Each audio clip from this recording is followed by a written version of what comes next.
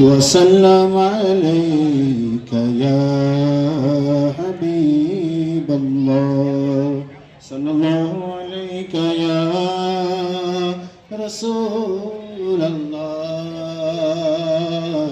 وسلم عليك يا हमारा नबी सबसे आला कदाच एक वखत करे पण સૈયદ બાપુ છે એ 28મા સમૂહ સાદી આજે કરી રહ્યા છે એટલે તમે વિચાર કરો અને સૈયદ બાપુ છે એના વિચારો એની લાગણી અમને બધાને ખેંચીને દર વખતે લાવે છે ત્યારે જે દુલ્હા અને દુલ્હન આજે એક નવા પંથ તરફ જઈ રહ્યા છે ત્યારે અલ્લાહ તાલાને પ્રાર્થના કરીએ છીએ કે આ લોકોનું આજે આ સૌ લોકોને શાદી મુબારક અને આવા નવા બાપુ કાર્યક્રમ કરતા રહે 28ની જગ્યાએ એનો આંકડો એક મીંડું 280 થાય એવી આજના દિવસે હું ઉપરવાળા પાસે દુઆ માંગુ છું અને આ તમામ જે 13 વરઘોડિયા છે એ તમામનું લગ્ન જીવન ખૂબ જ સુખમય અને શાંતિમય અને પ્રેમાળ નીવડે એવી આજના દિવસે પ્રાર્થના કરું છું।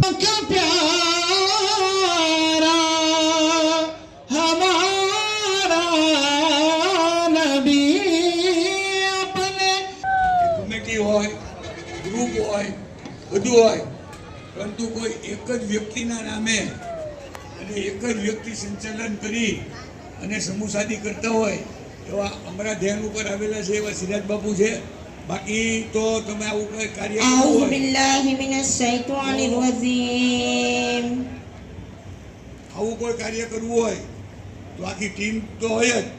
दूल्हा दुल्हन है उन्हें हज बैतुल्ला नसीब फरमा दिन दुगनी रात चौगनी तरक्की का फरमा और यहाँ सब लोग आने वाले का मैं बहुत शुक्रगुजार हूँ एहसानमंद हूँ कि जिसने हमारे प्रोग्राम में आकर अपना अच्छा वक्त दिया।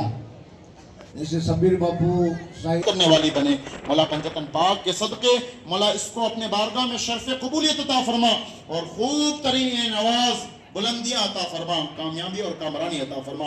हमारे करम फरमा सैयदी सरकार सिराजुद्दीन बाबा को लंबी उम्र अता फरमा और मौला इसी काविश को अपने बारगाह में अपने कबूल फरमा और मौला तबारक व तआला जिन्होंने दामे दिरमे कदमे जिन्होंने जैसे भी हिस्सा लिया है पंजतन पाक के सदके उनके मालों में खूब तरीन खैर।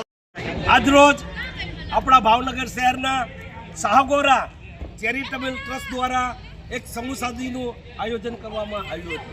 ખરેખર ખુશીની વાત છે કે આ સાગોરા ચેરિટેબલ ટ્રસ્ટ દ્વારા અગાઉ 27 વાર સમૂહ શાદીનું આયોજન કરવામાં આવ્યું છે જ્યારે આજે આયોજન કરવામાં આવ્યું તે 28મો સમૂહ શાદીનું આયોજન છે। એ મારી દ્રષ્ટિએ ભાવનગર શહેરની અંદર એક રેકોર્ડ બ્રેક કહેવાય કે એક જ સંસ્થા સતત 28મો પ્રોગ્રામ કરવામાં આવ્યો છે। આપણે ગણતરી કરીએ કે એક સમૂહ શાદીની અંદર 15 કે 20 દુલ્હા અને દુલ્હનો જોડાણા હોય તો 28 પ્રોગ્રામની અંદર કેટલા દુલ્હા અને દુલ્હનો જોડાણી એ આપણે સંખ્યા જોઈએ તો 300 થી 400 દુલ્હા અને દુલ્હનો આ સંસ્થા દ્વારા નિકાહના પાક બંધનમાં જોડાણા છે। ખરેખર એ આપણી માટે ખાસ ખુશીની વાત છે। અને બીજું ખાસ એ કહેવાનું કે સાગોરા ચેરિટેબલ ટ્રસ્ટ શું છે।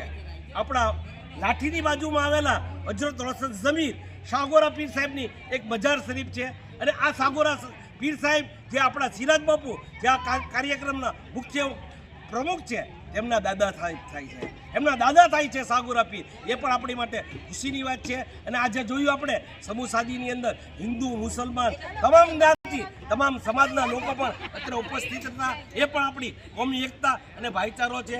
આવી કોમી એકતા અને ભાઈચારો કાયમ રહે તેવી જ ખાસ દુઆ।